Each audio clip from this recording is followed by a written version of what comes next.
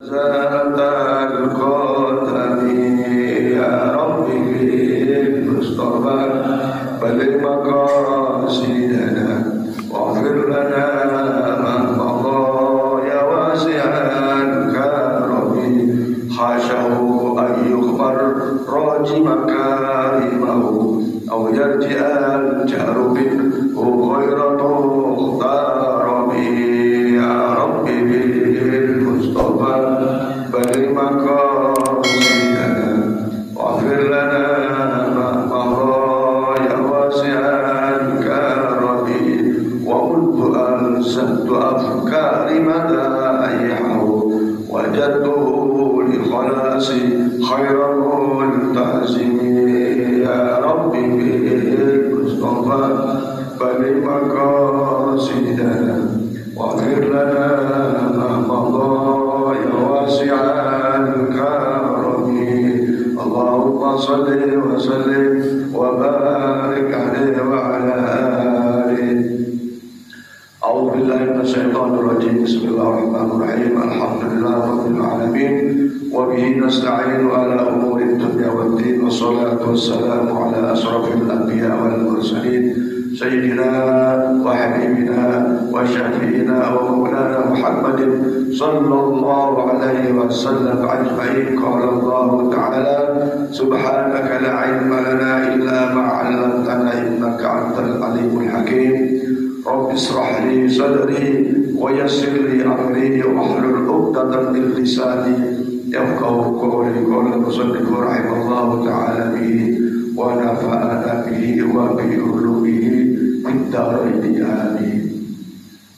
Hadirin hadirat Bapak Ibu jamaah Masjid Pembesaran, jamaah sholat subuh dan wabil khusus jamaah kuliah subuh. Dan kita senantiasa bersyukur kepada Allah Subhanahu wa taala atas berbagai limpahan nikmatnya, rahmat, taufik, hidayahnya yang Allah anugerahkan kepada kita. Berbagai kenikmatan yang tak mampu kita menghitungnya. Nikmat iman, Islam, nikmat sehat, nikmat afiat, nikmat harta, nikmat diberi kesempatan, kemampuan, dan banyak nikmat yang tak mampu kita menghitungnya. Mudah-mudahan bahwa nikmat-nikmat itu menghantarkan kita kepada rahmat dan ridha Allah Subhanahu wa taala. Dan mudah-mudahan jangan sampai nikmat-nikmat itu menghantarkan kepada laknat dan azabnya. Na'udzubillah, tsumma na'udzubillah. Salawat dan salam senantiasa kita sanjungkan atas junjungan kita Nabi besar Muhammad sallallahu alaihi wasallam, segenap keluarga, para sahabatnya dan pengikut setianya. Insyaallah termasuk kita umatnya yang istiqomah melaksanakan risalahnya, kan senantiasa diberi kekuatan istiqomah ibadah kepada Allah dan melaksanakan sunnahnya sampai akhir hayat kita. Dan insyaallah akhir hayat kita husnul khatimah dan mendapat syafaat dari Rasulullah Muhammad sallallahu alaihi wasallam. Amin ya rabbal alamin. Para jemaah sekalian, kita kembali mengadakan kuliah subuh untuk menambah amaliyah ibadah kita. Lebih lagi, satu sisi memperoleh ilmu, sisi lain mengingatkan kepada kita tentang semangat setelah Ramadan, dan tentu saja fadilah daripada kuliah subuh dan sholat syuruk. Insyaallah kita memperoleh pahala ibadah haji dan umrah yang sempurna, yang sempurna, yang sempurna. Nah, para jemaah sekalian, yang pertama saya atas nama pengurus masjid menyampaikan minal aidin wal faizin wal maqbulin kullu amin wa antum bi khair. Taqabbalallahu minna wa minkum taqabbalan ya karim. Mohon maaf lahir dan batin. Nah, secara pribadi saya pun mohon maaf kepada para jemaah sekalian, tak mampu, tak bisa atau belum bisa bersilaturahmi ke rumah Bapak Ibu sekalian. Ya mohon dimaklumi, ya begitulah, karena masing-masing punya kesibukan, punya keluarga, dan memang utamanya biasanya mendahulukan kakak beradik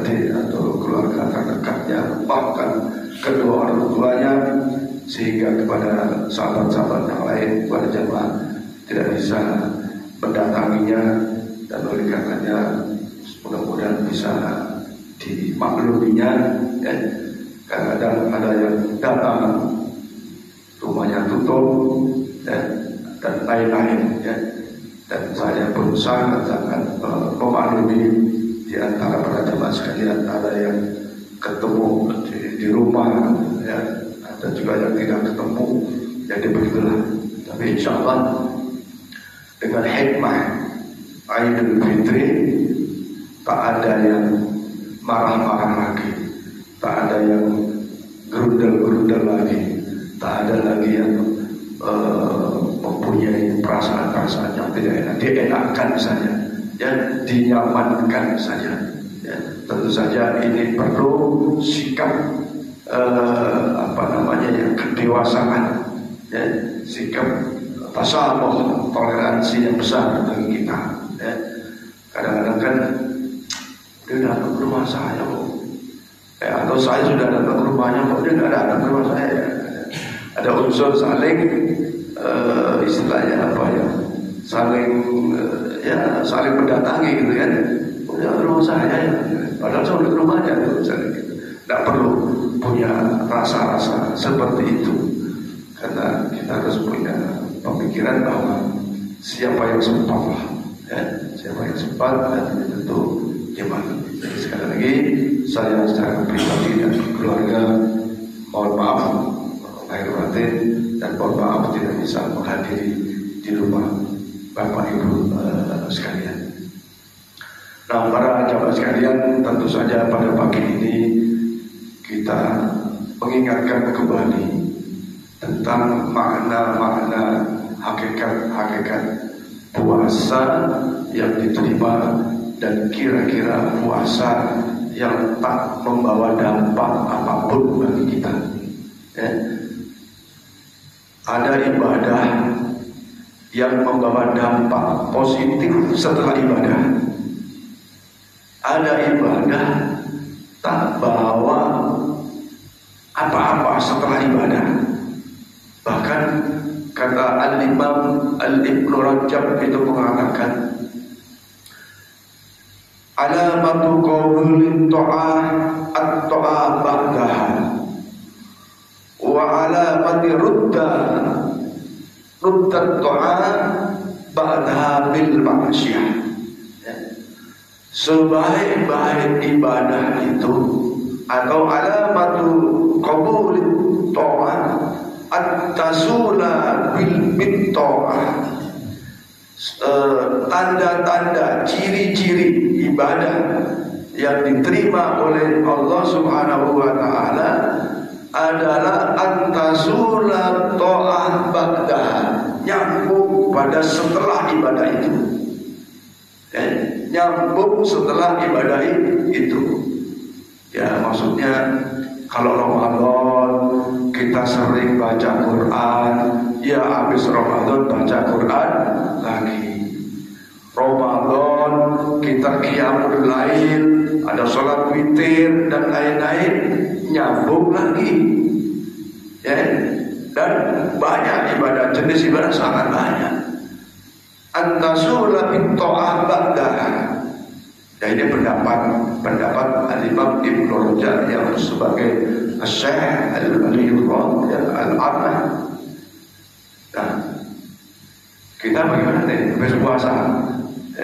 Witirnya jalan lagi kan? Ya, qiyamul lailnya jalan lagi kan? Tahajudnya jalan lagi kan? Ini yang sunnah-sunnah ya, yang sunnah-sunnah. Walaupun secara hakikat ya diterima dan tidak, itu yang kita tawakal kepada Allah. Walaupun kita menyadari ibadah saya, ibadah Bapak Ibu mungkin tidak sempurna ya, tidak sempurna, sholatnya kurang sempurna, puasanya kurang sempurna, bacaan Qurannya kurang sempurna. Tapi kan kita terus meminta kepada Allah dengan doa-doa, sempurnakan ya Allah ibadah kami, ibadahku, wa tammim takfirona Sempurnakan seluruh amal yang ibadahkan kami. Jadi diterima atau tidak hakikatnya kita tawakal kepada Allah Subhanahu wa taala, tapi di sisi lain harus ada ikhtiar menyempurnakan kekurangan ibadah. Karena ini yang namanya ibadah itu satu, ada syarat rukunnya. Ya, ada syarat rukunnya, kata Pak Maharani. Niat bedanya itu di niat. Di niatnya. Kalau buang sampah, nyapu di rumah yang kecil-kecil, niatnya an-nadhafatu minal iman, bersih-bersih rumah karena kebersihan itu sebagian daripada iman. Jalan kaki bawa sampah ke tempat penampungan sementara sampah dapat pahala. Putaran roda sepeda motornya atau jalan dapat pahala. Di rumah pun begitu. Nyapu nih kalau diniati di rumah dapat pahala. Kalau tidak diniati ya cuma dapat bersihnya saja. Ibu masak apalagi lebaran kemarin kan, wah penuh di rumah, kompleks itu banyak sekali dipajang. Kenapa dipajang?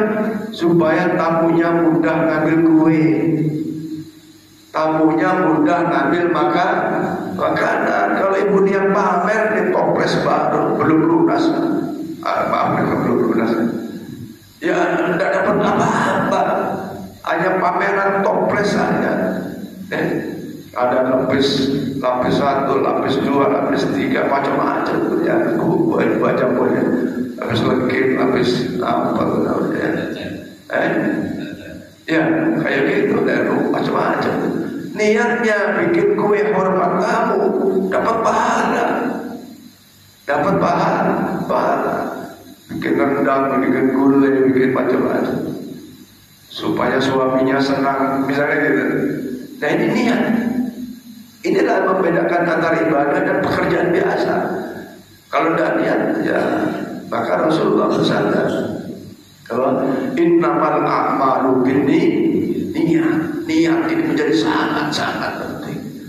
Nah yang kedua, ibadah itu ya tentu saja ada syarat dan rukun. Kalau syaratnya tak memenuhi, rukunnya tak memenuhi, bahwa ibadah itu bisa menjadi tidak sah. Sholat, kalau ibu habis buang air besar sholat, yang tidak sah sholatnya. Karena ada hadas. Karena sholat harus suci, itu syarat. Maka wudu dulu.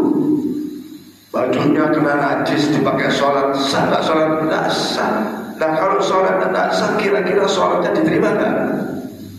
Ya, kira-kira secara dohir, hitungan ilmu fikih tidak diterima. Nggak memenuhi syarat. Sholat harus ada ruku, tapi ini nggak ruku. Walaupun ruku secara sempurna atau ruku secara isyarat, nggak ruku, ya tidak diterima. Sholat harus baca surat Fatihah, nggak baca Fatihah.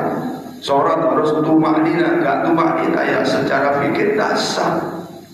Tapi kembali lagi secara hakikat, diterima atau tidaknya suatu ibadah itu adalah kita tawakal kepada Allah Subhanahu wa taala, walaupun kita berkeinginan untuk diterima ibadah kita oleh Allah Subhanahu wa taala, karena ibadah itu bagian dari investasi akhirat kita, ya, yang insyaallah dengan amal ibadah yang berbagai macam jenisnya, bentuknya, yang wajib, yang sunnah, yang sholat, yang puasa, yang zakat, yang infak, yang sedekah, yang haji, yang umrah, yang menolong tetangga dan sebagainya, yang saling memaafkan, ya, yang saling memaafkan, saling mengikhlaskan.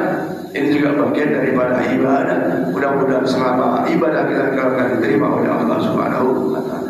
Dan cirinya itu habis selesai ibadah itu wattasula ba'dahu, dilanjutkan pada waktu-waktu berikutnya. Kata Imam Ar-Raja itu seburuk-buruk ibadah, ya, ruddal ibadah, ruddat ta'ah ba'daha antasula bil maksiyah. Habis sholat nyolong sendal. Nah, habis sholat nyolong sendal.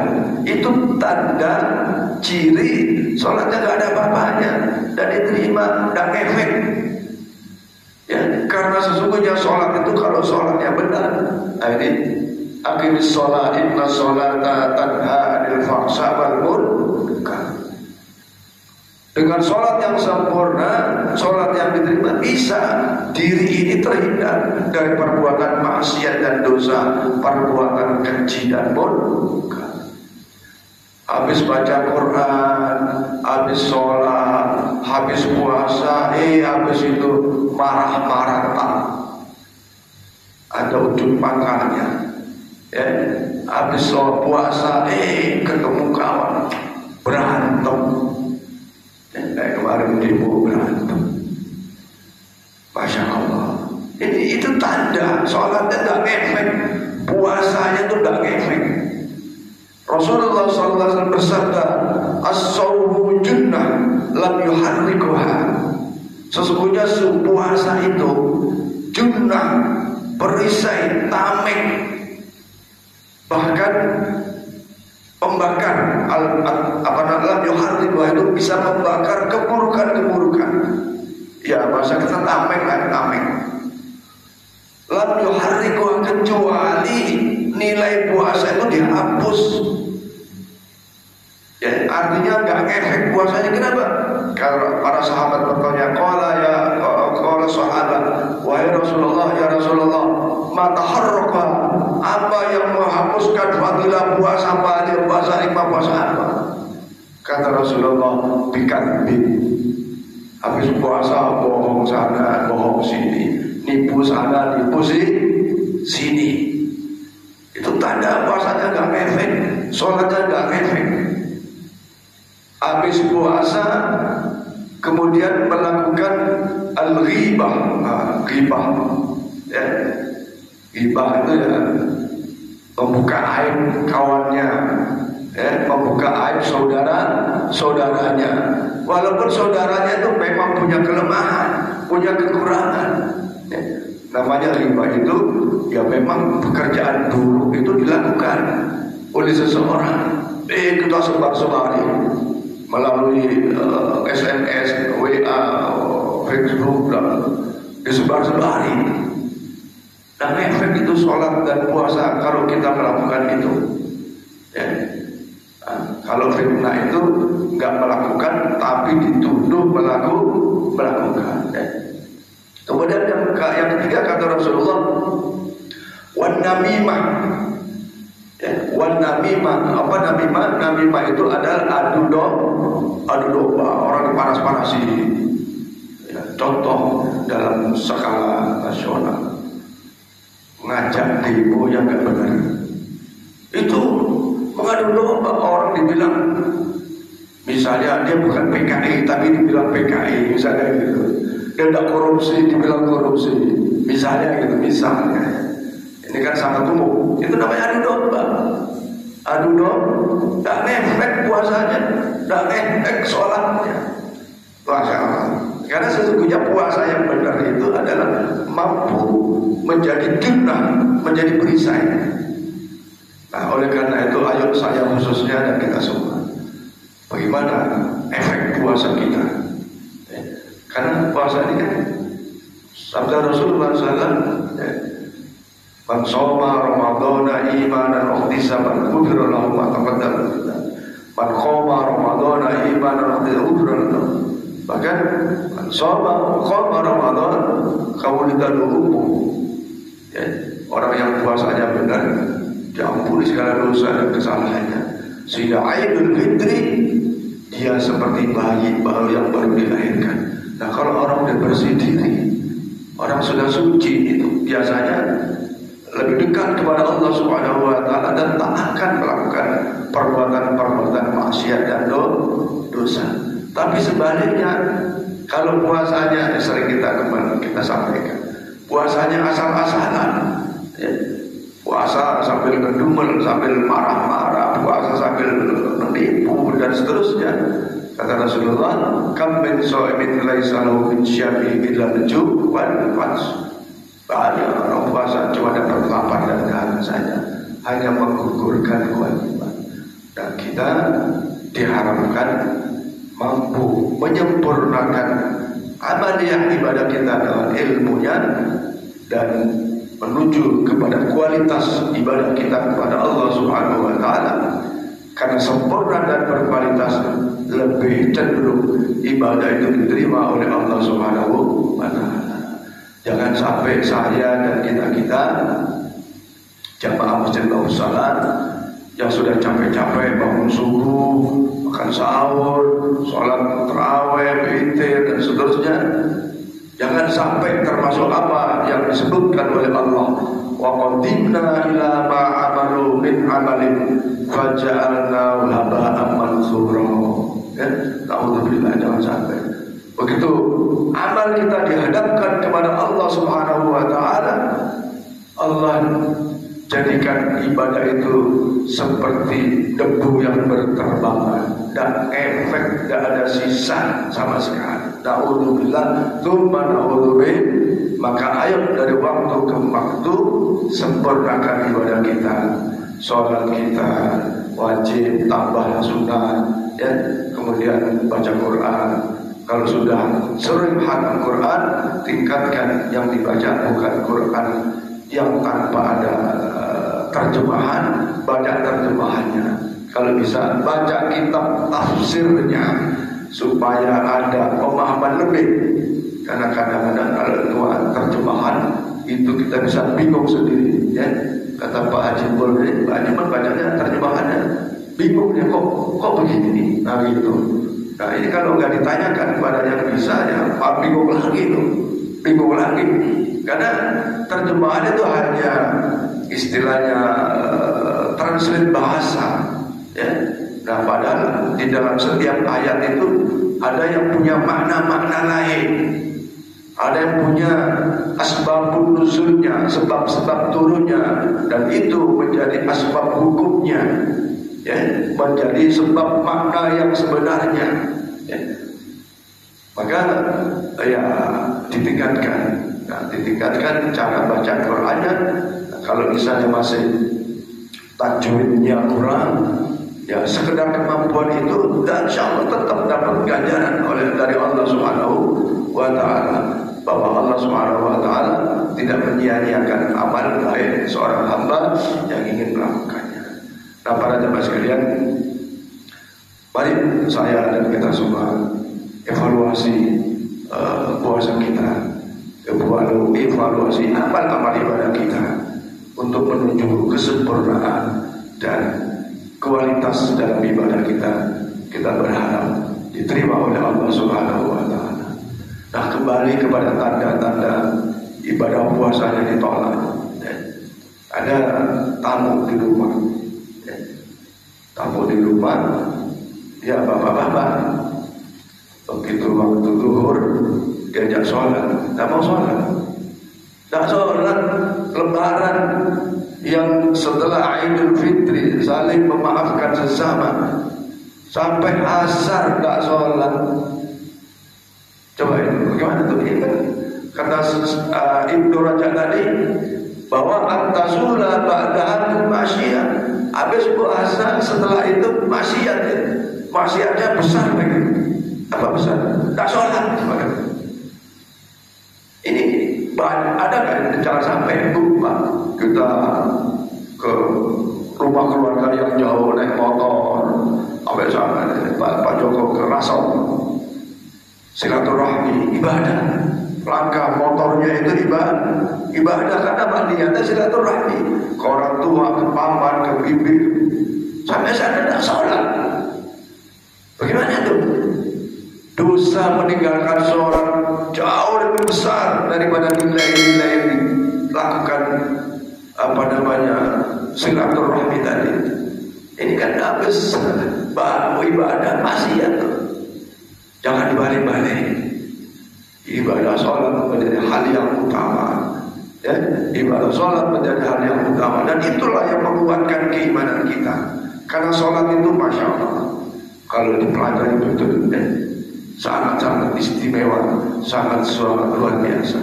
Kata Gus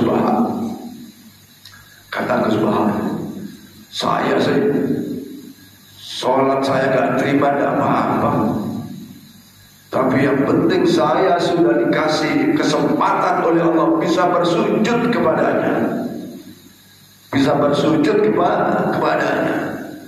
Nah persoalannya, kalau insya Allah sholatnya Gus Bah itu dengan ilmunya, bukan dengan cuma ilmu dohir, tapi dengan ilmu hakikatnya.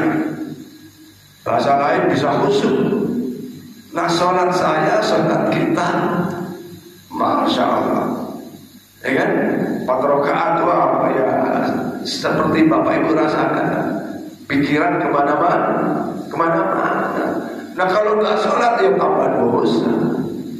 Yang kedua, bisa jadi amal-amal ibadahnya yang lain banyak, menyampaikan ilmunya, dakwahnya dan seterusnya.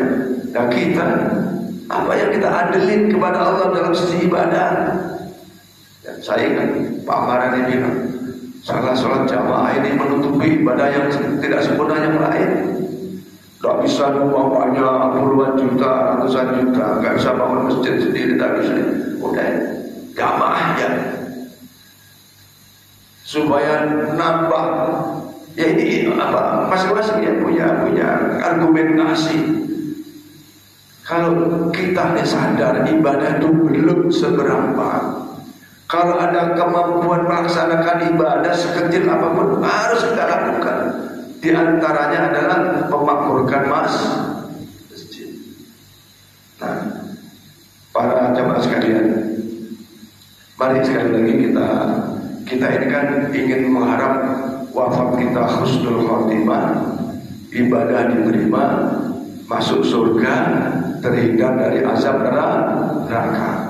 Apalagi diawali hidup mewah, ya, hidup serba tercukupi, wafat husnul khotimah, masuk surga. Ada trik yang insya Allah wafat kita husnul khotimah. Ini trik ini tentu saja bukan sekedar kalimat yang datang dari apa namanya ya, yang jelas dari orang-orang yang alim, orang-orang yang alim al-alamah. Niatkan setelah sholat untuk menunggu sholat yang lain. Ya Bu, habis sholat subuh ini, ya Allah, aku niat menunggu sholat zuhur. Habis sholat zuhur selesai, niat menunggu sholat asar. Itu kalaulah kita ke pasar, naudzubillah ketabrak, meninggal dunia, itu Allah catat sedang menunggu sholat. Ya, man wada'al qa'ada, siapa yang duduk ya menunggu sholat, atau siapa yang menunggu sholat sampai di antara waktu menunggu meninggal dunia, insya Allah meninggalnya termasuk syahidan, meninggal dalam keadaan syahid. Kenapa? Nunggu sholat. Walaupun di situ ada pergi ke pasar, pergi kerja, masak dan seterusnya, dagang dan seterusnya, tapi sudah diniati nunggu sholat. Walaupun tidak duduk, ya, walaupun tidak duduk. Inilah kalau kita ini membaca buku, kita ikut pengajian, kadang-kadang tuh ilmu itu ketemu, ya, ilmu yang menurunkan. Cuma niat ini kan tak susah ya, tinggal niat. Ya niatnya pakai bahasa kita. Ya Allah, saya niat menunggu sholat asar. Niatnya waktu sholat dulu, setelah sholat dulu, ya Allah saya niat menunggu sholat zuhur, habis subuh dan seterusnya. Insya Allah. Dan seperti yang pernah saya sampaikan waktu dulu Pak Jofi bahwa insya Allah jamaah masjid Abu Salam ini, insya Allah semuanya min ahli jannah, daripada ahli surga ya Allah Subhanahu Wa Taala. Walaupun saya dan kita semua mungkin punya dosa, tapi barokah sholat jamaah kita, barokah istighfar kita, barokah memakmurkan masjid dan seterusnya, insya Allah diampuni dosa-dosa kita oleh Allah Subhanahu Wa Taala. Bahkan dosa-dosa kita itu diganti dengan kebaikan. Ya. Di dalam firman Allah Subhanahu Wa Taala, "Walladzina la yad'una ma'allahi ilahan akhar, wa la taqtuluna an-nafsa allati harrama Allah illa bil haqq, wa la yaznun, wa may yaf'al dhalika yalqa athama illa man taba wa amana wa 'amila shalihan fa ulaika yubaddilullahu sayyi'atihim hasanat wa kana Allahu ghafurur rahim. Wa man taba wa amana wa 'amila shalihan fa innahu yatubu ila Allahi mataba." Itu artinya, seandainya kita pernah berdoa kepada selain Allah, berdoa kepada selain Allah, pernah tak? Ya, bahasa kita, ya Allah diakui sebagai Tuhannya, tapi pernah minta doa bukan minta doa, pernah ke dukun, dukun yang tanda petik negatif, yang mengandung unsur syirik, wala yasnun, dan dulunya itu sering berzina, wala yaqtuluna an-nafsa allati harrama Allah illa bil haqq, dan pernah membunuh kepada orang lain yang tidak punya hak kita membunuhnya.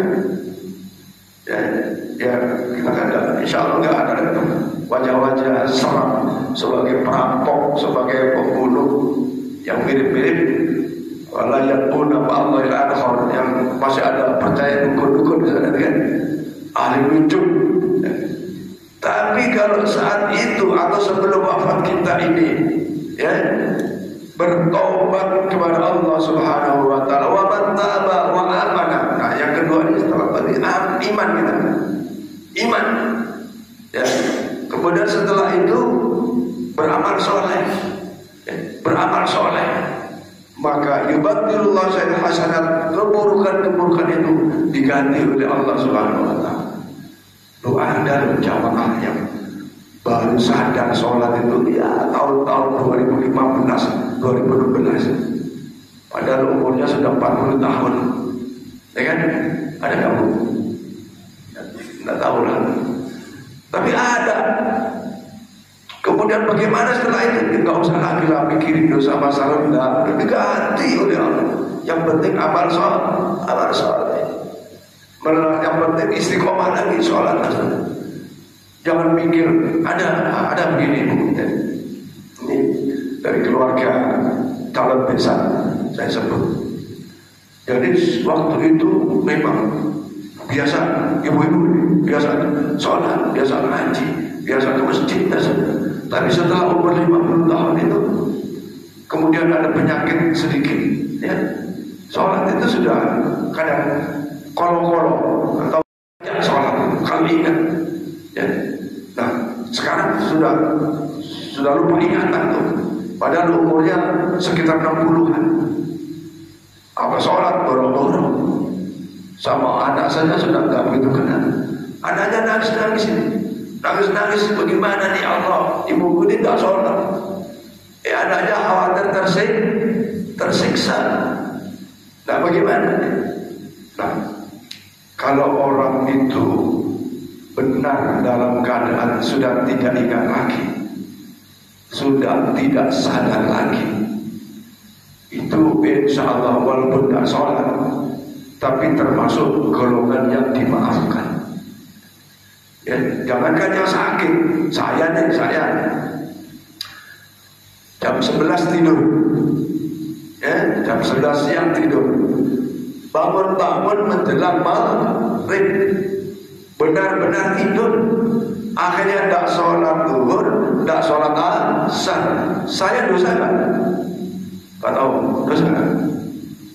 Tidak ada dosa. Oh saya tidur, tapi benar tidurnya, benar-benar tidur. Orang tidur itu tidak ada hukumnya. Ibu tidur, tahu-tahu nempelin suami, kan ada orang tidur itu lasak, suaminya kesakitan, marah-marah. Suami marah-marah dosa gak istri? Ya dosa, tapi dia tidur. Dalam bahasa Arab ngigok, apa ngigok tuh? Ya kayak mimpi, enggak dosa, enggak ada dosa. Tidur tidak ada hukumnya. Tidur itu kan sebagian dari zaman hilangnya akal. Orang gila nggak sholat dosa kan? Ya tidak dosa. Orang gila nggak puasa itu tidak dosa. Jangan pura-pura gila beneran kelas Islam. Nah, jadi kalau ibu ketemu orang sepuh yang sakit, terus sudah nggak mau sholat, sudah kita ya memang secara fikih itu anaknya boleh mengganti sholat, anaknya boleh mengkodok sholat. Kalau ibu bapak yang sudah sepuh tidak puasa, boleh bayar fidyah. Tapi kalau sakit dimungkinkan sampai Ramadan dia sehat, maka harus kodok puasa. Kalau sakit apalagi sudah sembuh tidak dimungkinkan sembuhnya, apalagi ada tanda-tanda kematian sudah dekat. Ya, orang kadang sok tahu mau mati, orang nggak tahu kita kapan orang itu meninggal dan tahu. Ya. Nah jadi dosa apapun yang kalau kita masih punya kesempatan tobat, insya Allah dosa-dosa itu mendapatkan ampunan Allah Subhanahu wa Ta'ala. Jamaah masih bersalah walaupun ada yang tidak istiqomah sholat jamaahnya dan seterusnya. Insya Allah mereka semua di dalam ampunan Allah Subhanahu wa Ta'ala sehingga wafatnya husnul khawatirah dan mendapatkan balasan surga Allah Subhanahu wa Ta'ala. Amin ya rabbal alamin. Saya kira ini dulu sebagai penyemangat apa ya, mengingatkan kembali. Kadang kita rindu puasa terawih ramai kan jamaahnya ya. Terus setelah itu sepi, kurang. Subuh biasa tiga sab kalau Ramadan, habis Ramadan ya. Tapi alhamdulillah masih banyak yang istiqomah ya, banyak yang istiqomah dalam subuh. Ya subuhnya ayolah jangan sampai ketinggalan ya. Luar biasa. Sering saya sampaikan kalau jamaah maghrib anak-anak banyak. Ada banyak. Isya masih alhamdulillah. Karena Isya itu fadilahnya man shallal Isya fi jama'atin kanisfil laili. Jamaah baru fadilah sholat jamaah Isya itu seperti sholat setengah malam. Wa fi sholati subuh fi jama'atin kasalli fi laili kullu. Fadilahnya sholat subuh berjamaah itu seperti sholat malam suntuk ya, seperti sholat semalam suntuk. Nah anak-anak gak mampu tuh sholat semalam sudah mampu. Nah kita yang sudah mendekati tadi kan tanda-tandanya udah 60, saya udah 66 tahun, Pak Sujana dan 92 Pak ya umurnya. 92 itu masih tegar gitu kan ya, masih siap tidur bersama gitu ya. Sholat berjamaah, sholat bersama juga. Nah saya kita yang sudah usia mundur begini ya, apa namanya, harus semangat ibadah itu, harus semangat, harus ya. Mudah-mudahan Allah berkekuatan lahir batin kepada kita, istiqomah ibadah kepada Allah Subhanahu wa Ta'ala. Amin ya rabbal alamin. Saya kira demikian ibu sekalian, silakan kalau ada yang ditanyakan. Kurang 5 menit. Sebelum ada pertanyaan, kami informasikan insyaallah halal bihalal kita akan adakan ya. Halal bihalal kita akan adakan dan sedang mencari penceramah. Dan untuk itu mungkin Pak Rian bisa koordinasi dengan Pak Sugianto untuk kapan rapatnya dan bikin undangan untuk rapat halal bihalal dan sekaligus rapat panitia kurban ya. Kira-kira ibu kena permohonan nasi kotak lagi berat enggak kira-kira? Tidak ada nasi kotak lagi, biasa halal biar nasi kotak lagi, nasi bulat lagi tidak. Ada yang ditanyakan? Silakan. Misalnya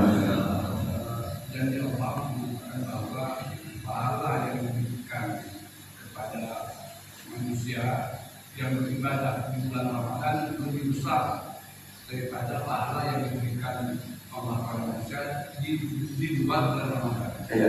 Nah, sekarang bagaimana kita memotivasi diri kita agar di luar Ramadan karena dapatnya sedikit kita akan melakukan rasanya juga.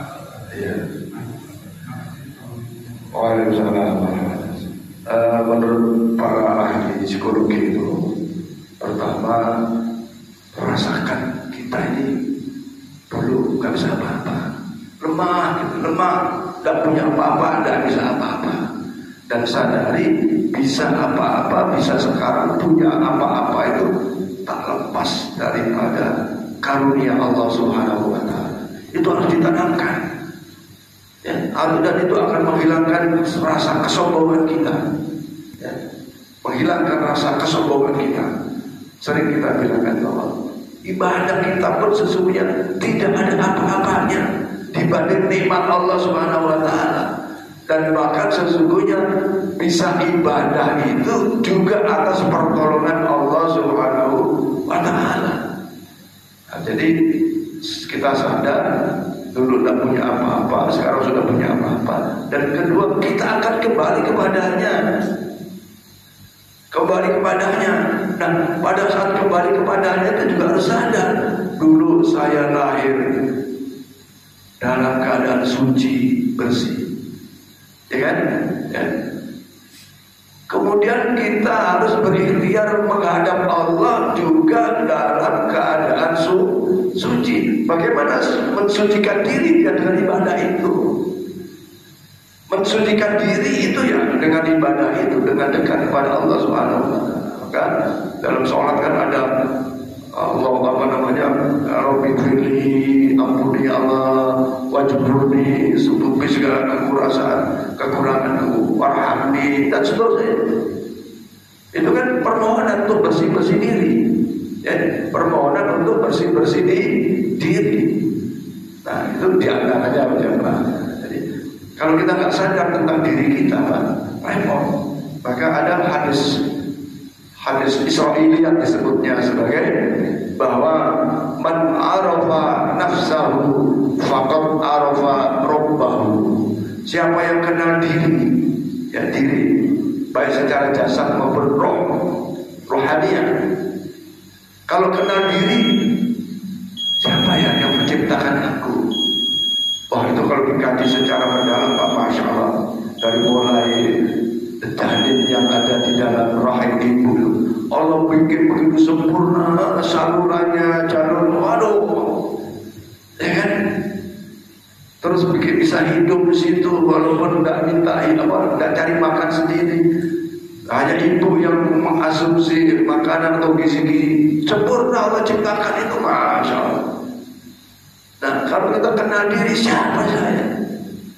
Yang saya bilang tadi, lahir telanjang, nggak punya apa-apa, nggak bisa apa-apa. Sekarang sudah punya apa-apa, bisa kesana kemari, bisa jadi ini, jadi itu, punya istri, punya anak, punya rumah, punya mobil, punya apa saja.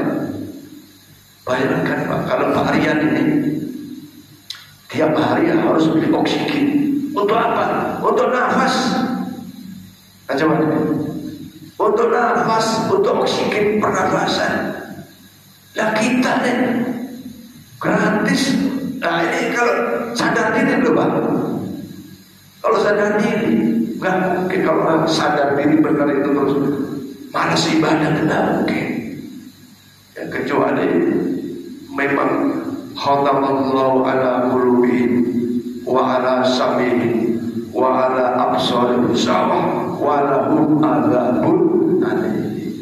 Telinganya sudah tertutup dengan kesombongannya. Masuk neraka itu karena kesombongannya. Sombong kepada Allah, ingkar kepada Allah, takabur. Ditambah lagi sombong kepada sesama. Sulit orang sombong itu, sulit menerima pendapat orang lain. Orang sombong takabur itu sulit menerima nasihat orang lain. Kata sebuah ungkapan itu mengatakan, ya, andaikan Allah turunkan kitab Taurat, Zabur, Injil, Quran, dan efek. Kenapa? Sudah tertanam dalam hatinya ketakaburan, kesombongan. Ya. Nah, maka akhirnya Tetapi datangnya kalimat khatamallahu ala qulubihim wa ala itu karena keingkaran didahului, Pak. Dahulu ingkar kepada Allah, sombong kepada Allah, baru turun itu ayat. Jangan dibalik, Pak. Walau kalau itu Allah kejam dong. Allah tutup hati manusia, Allah tutup telinga mereka, tutup mata. Ya, ini kisahnya Bani Israel yang membangkang atas diutusnya Rasul-Rasul Allah. Ya, akhirnya wahai Rasul, wahai Nabi, sudahlah ya, sudah ditutup mata hatinya. Ya, kata Allah, kalau orang sudah sombong, Pak, apalagi yang nasihati di bawahnya ada itu bahaya kesombongan. Karena kesombongan itu adalah lambasumah pakaian Allah. Kita ya kalau Allah andaikan sombong ya pantas saja karena yang menguasai alam dan isinya seluruh makhluk. Nah, kita kadang menguasai istri aja nggak bisa. Nah, betul kan? Bapak-bapak nggak usah sombong, menguasai istri nggak bisa kok. Kata Ustaz Somad, jenderal siap, ya kan? Anak buah siap. Begitu sampai rumah sama istri ini, maaf saya cerita nyata. Ada seorang wakil direktur utama, wakil perusahaan besar berskala internasional. Ya. Kalau sama anak buah itu tidak tunjuk, anak buah sebab takut. Tapi pada saat saya menghantarkan beliau, dimarah-marah, Pak, di depan kita, istri marah-marah. Dia diam 1000 bahasa. Padahal bahasa kita duit tidak ada serinya, duit tidak ada serinya. Ya, istrinya tidak kerja. Coba dong, istri tidak kerja, hanya sebagai ibu rumah tangga, walaupun kelas elit ya, kelas elit. Karena pendapatan tidak ratusan juta. Ya. Rumahnya mewah. Tapi begitu datang saya antarkan ketemu istrinya marah-marah di depan saya sebagai anak buah. Malu sebenarnya. Dan istri nggak tahu diri itu. Allah Akbar. Dan udah meninggal ya. Jadi apa yang kita sombongin, Pak, kepada Allah? Yang disuruh sholat tak mau sholat, diajarkan Nabi untuk sholat qobliyah dia tidak mau. Siapa saya ini? Panjang dari ceritanya. Jadi man arafa nafsahu faqad arafa rabbahu. Siapa yang kenal diri maka dia akan kenal kepada Allah. Dapat kenal kepada Allah, dekat kepada Allah, ia melaksanakan ibadah. Dan bukan saja kepada Allah, tapi kepada Rasulullah Muhammad sallallahu alaihi wasallam. Ayat semangat ini yang ketiga, sadarlah bahwa ibadah itu bekal, bekal menghadap Allah. Amal soleh itu bekal. Ya, sering saya sampaikan.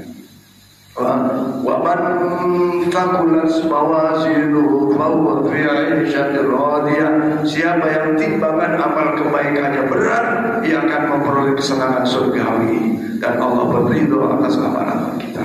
Ya.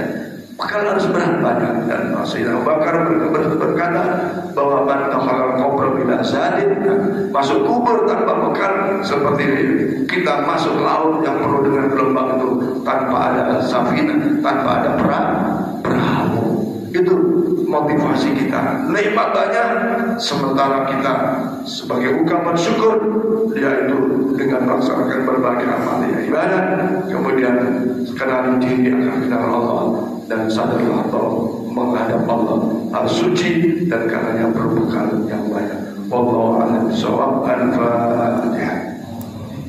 A'udzubillahi minasyaitonir rajim. Bismillahirrahmanirrahim. Iyyaka na'budu wa iyyaka nasta'in. Shiratal mustaqim. Shiratal ladzina an'amta 'alaihim ghairil maghdubi 'alaihim waladdallin. Bismillahirrahmanirrahim. Allahumma shalli 'ala sayyidina Muhammad wa 'ala ali sayyidina Muhammad. Allahumma ighfir lana dhunubana wa walidayna kama qala siyar. Allahumma rabbana zidna 'ilman nafi'an wa 'amalan shalihan mutaqabbala. Rizqan wasi'an mubarakan halalan thayyiban. Allahumma ij'al umurana umuran dunya wal akhirah. Allahumma ij'al umurana marrahatan fi qulubina wa sadina ma'as salama wal afiyah. Hasil maqasidana. Kabulkan seluruh hajat-hajat jamaah kita bersama ya Allah. Kabulkan niat-niat jamaah kita bersama ya Allah. Kabulkan hajat-hajatnya baik untuk dirinya, untuk keluarganya, semua ya Allah. Engkau lah yang mengabulkan seluruh hajat-hajat hamba-Mu ini ya Allah. Bihaqqi Sayyidina Muhammadin sallallahu alaihi wasallam wa bijahi Sayyidina Muhammadin sallallahu alaihi wasallam wa bi barakati salat jamaah subuh wa bi barakati kuliah subuh ya masjid Rasulullah rahmatika ya arhamar rahimin rabbana lana min azwajina dzurriyyatina qurrata a'yun lana muttaqina imama rabbana atina fid dunya hasanatan wa fil akhirati hasanatan wa qina adzabannar adkhilna jannata ma'al abrar ya azza wa jalla sallallahu alaihi wasallam Muhammadin wa ala alihi wasallam wa ala rabbika rabbil izzati amma yasifun wa salamun alal mursalin walhamdulillahi rabbil alamin. Allahumma salli ala sayyidina Muhammad. Assalamualaikum warahmatullahi wabarakatuh. Sallallahu ala Muhammad sallallahu alaihi wasallam. Sallallahu ala Muhammad sallallahu alaihi wasallam. Sallallahu ala Muhammad sallallahu alaihi wasallam. Sallallahu ala Muhammad sallallahu alaihi wasallam. Sallallahu ala Muhammad ya Rabbi salli alaihi wasallam. Taqabbalallahu minkum bila